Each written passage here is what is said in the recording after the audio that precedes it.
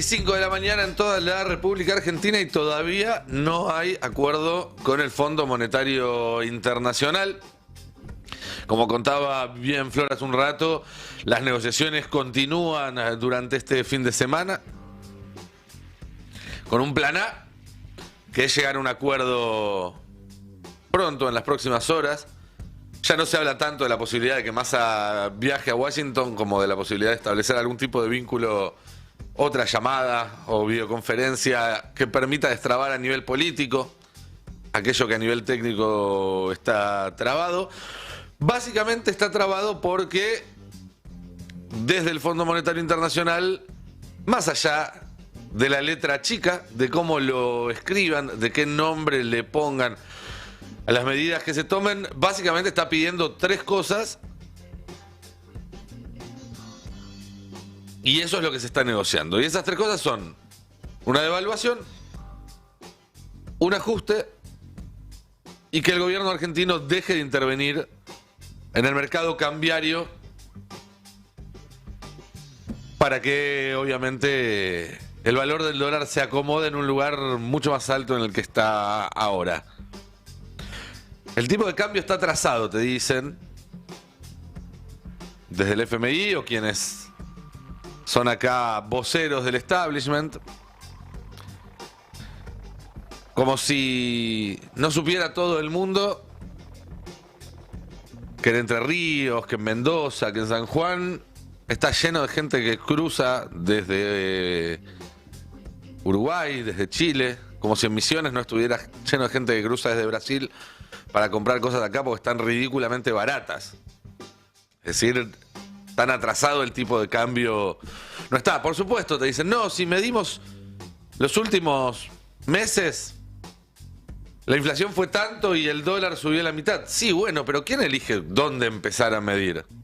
Si medimos desde el 18, por ejemplo, que es cuando empezó todo este quilombo, cuando Mauricio Macri volvió a dejar que el Fondo Monetario ingrese a la Argentina, porque ese es el comienzo de este quilombo,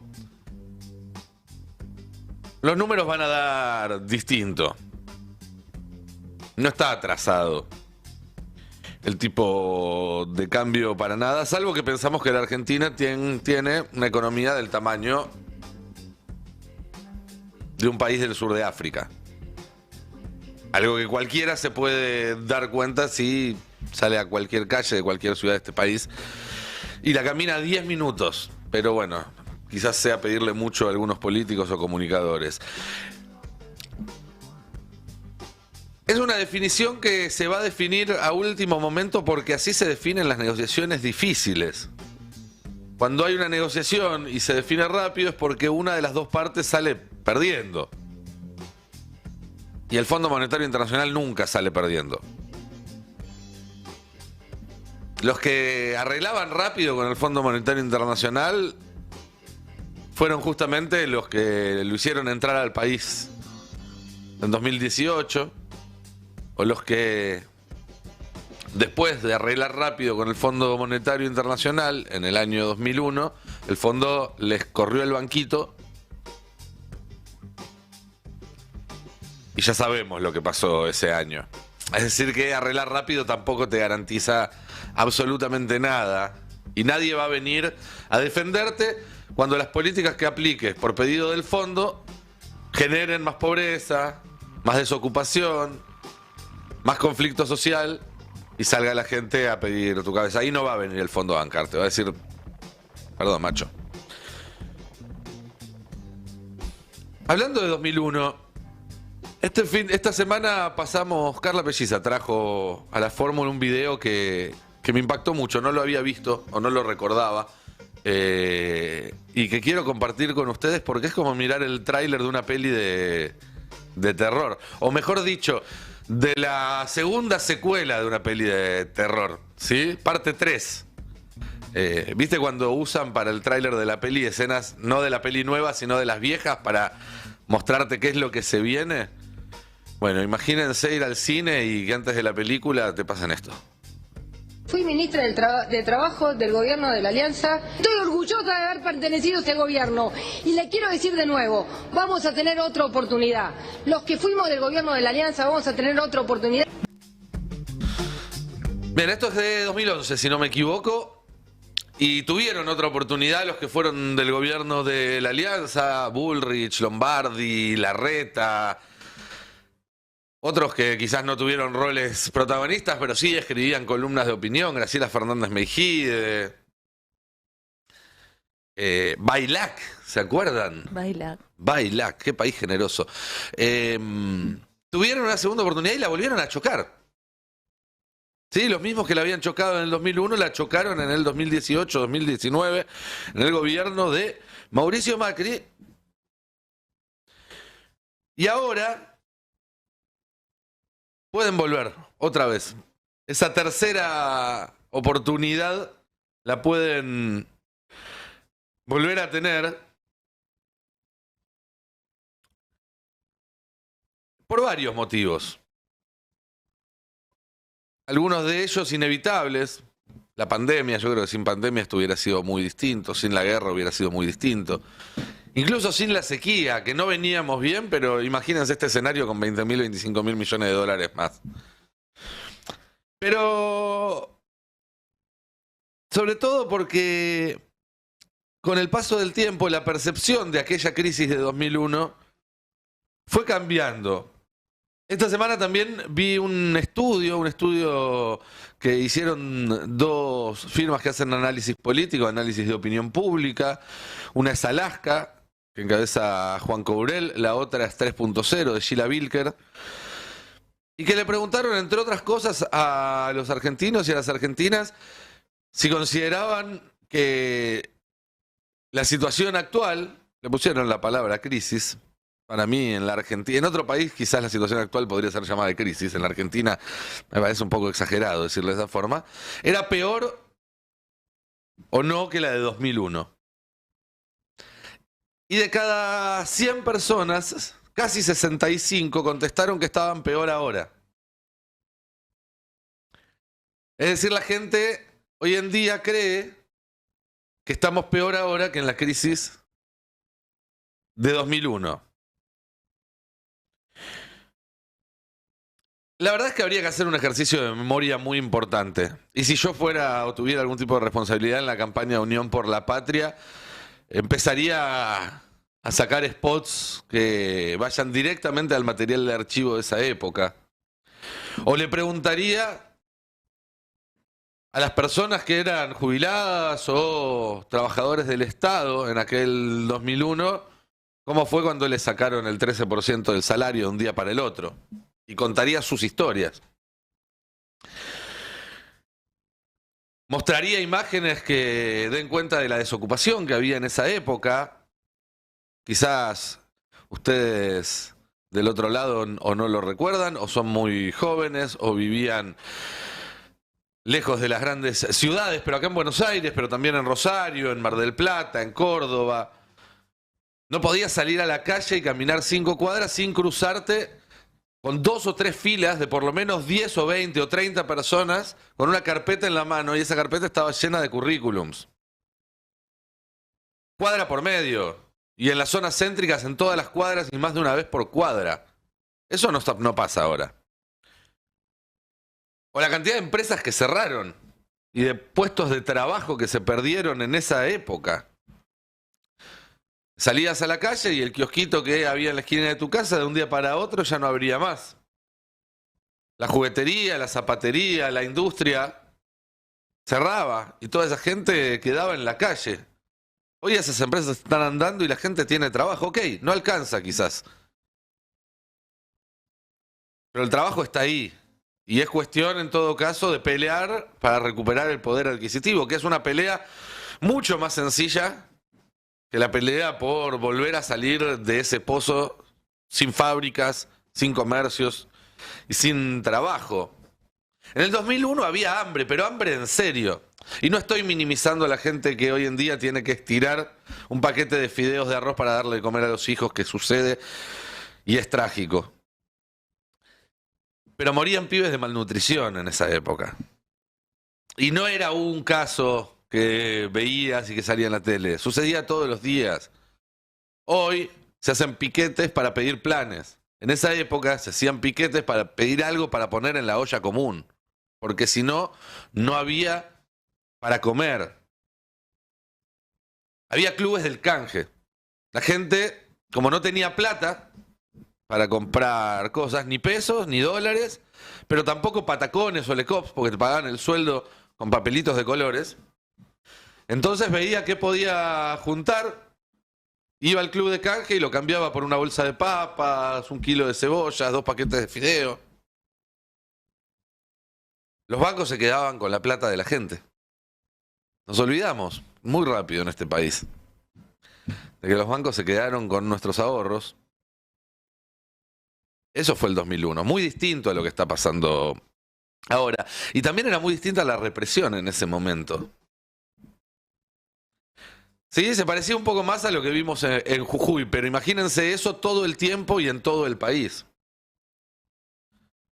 Acá dicen, bueno, negociemos, cortaste la calle, negociemos. Bueno, en ese momento no existía tal cosa. Iban y pegaban y tiraban gases y balas de goma. Yo entiendo que sea difícil a veces poner las cosas en perspectiva. Por eso propongo un ejercicio. Porque hay veces que alguna ayuda a memoria nos puede servir para ponernos en tiempo y en lugar. ¿Se acuerdan del Mundial 2002? Nos quedamos afuera contra Suecia. Batistuta y Crespo no podían jugar al mismo tiempo. Tómense un segundo y piensen en cuando estaban mirando esos partidos. Y piensen en sus casas. Depende de la edad que tenían. Piensen en los trabajos que tenían. O si tenían trabajo o les faltaba un trabajo que necesitaban.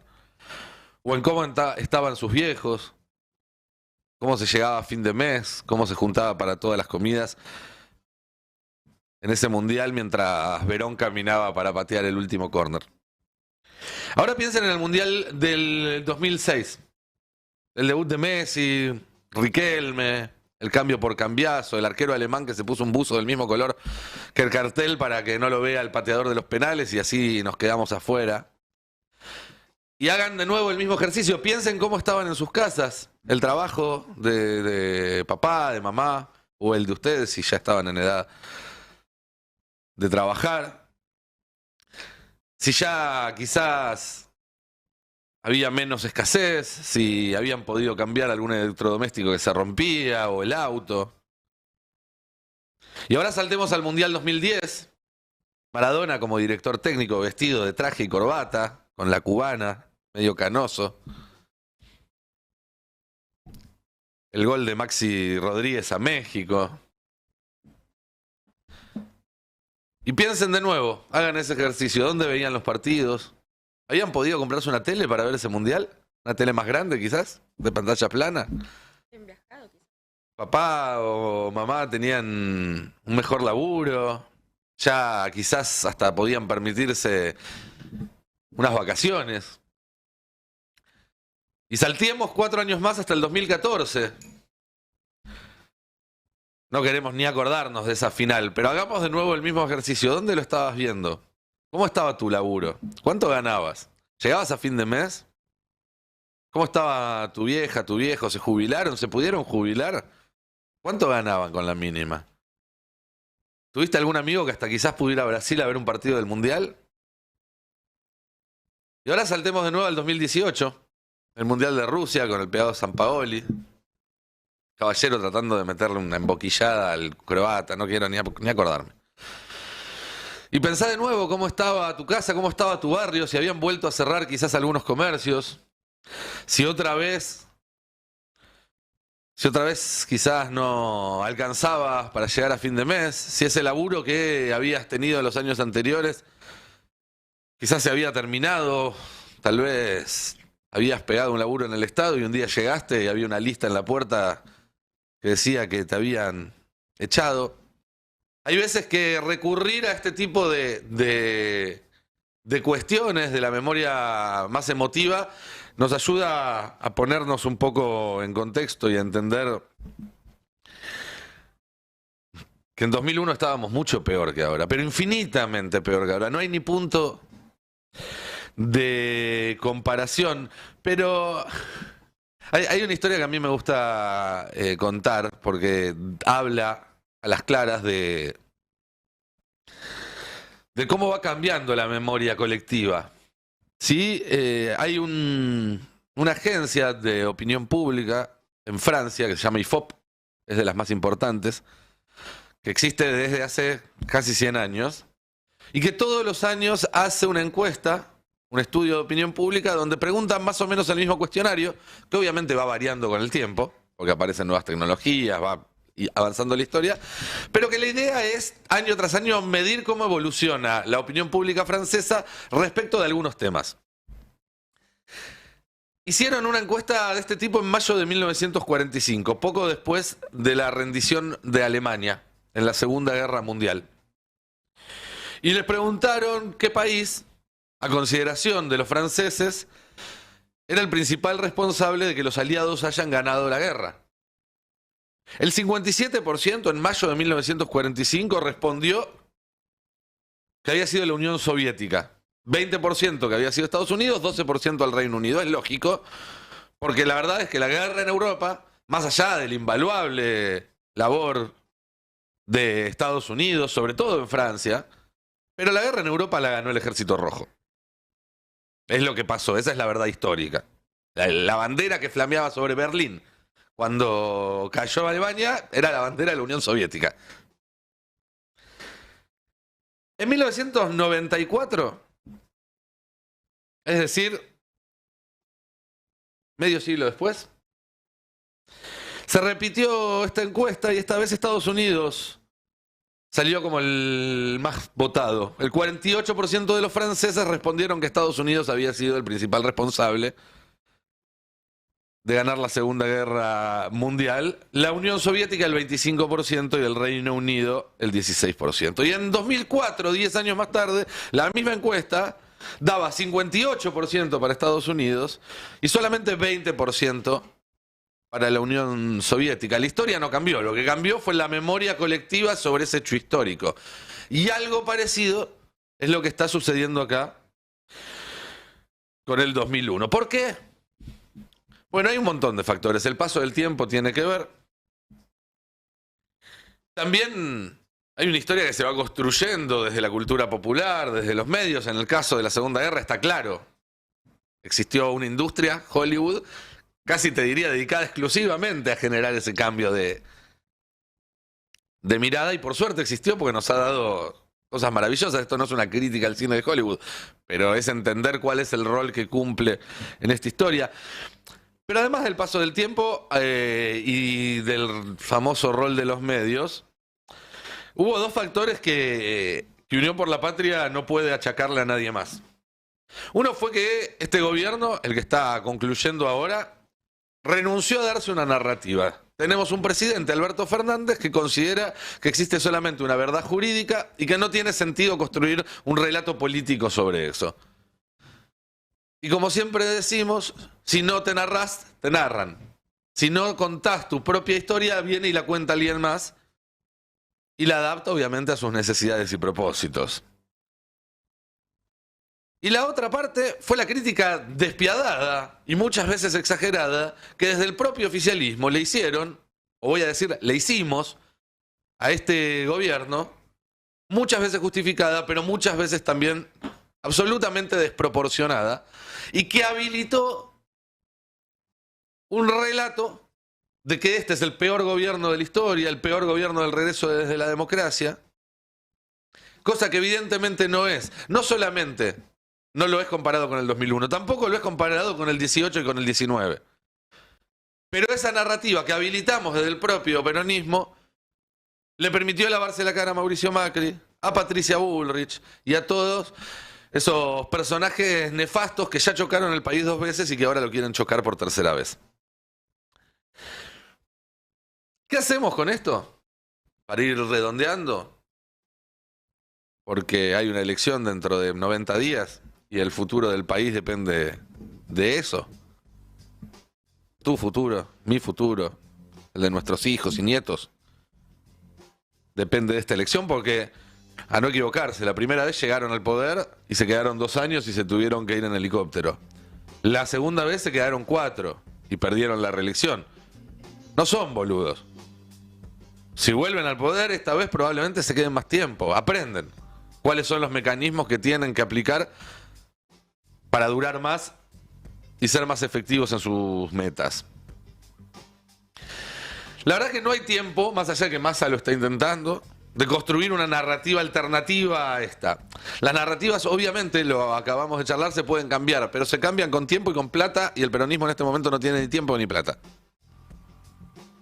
Tiempo, porque son cosas que llevan mucho en construirse, y plata, porque vos lo que tenés que hacer es hacer que la gente esté mejor y explicarles retrospectivamente todo lo que se hizo para que estén mejor. Si se lo querés explicar cuando todavía tienen el agua por arriba de la nariz, no te van a dar pelota. Es muy difícil prestar atención con el agua por arriba de la nariz. ¿Qué puede hacer entonces el peronismo para tener alguna chance de ganar esta elección?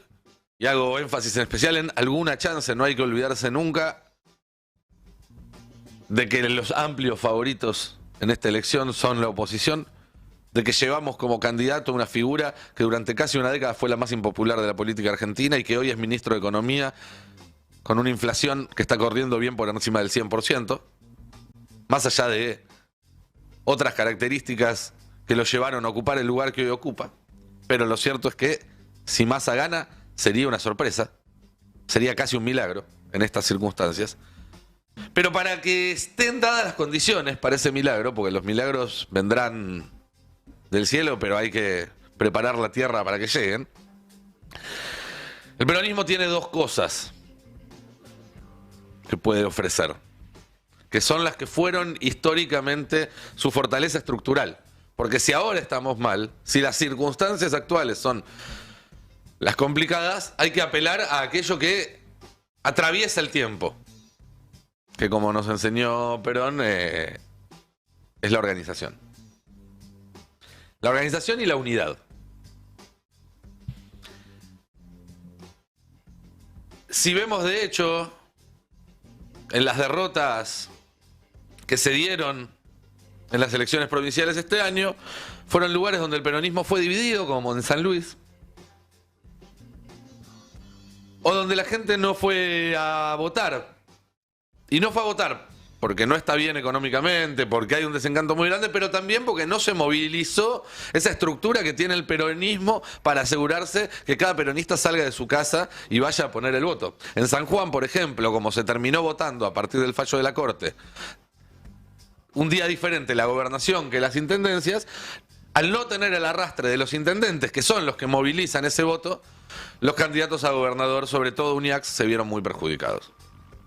En Santa Fe, todo el mundo te dice que el peronismo no movió en absoluto la maquinaria electoral en las PASO del domingo pasado. ¿Por qué? Porque Perotti no se llevaba bien con Lewandowski, porque la Cámpora, porque Levita, porque como fuere.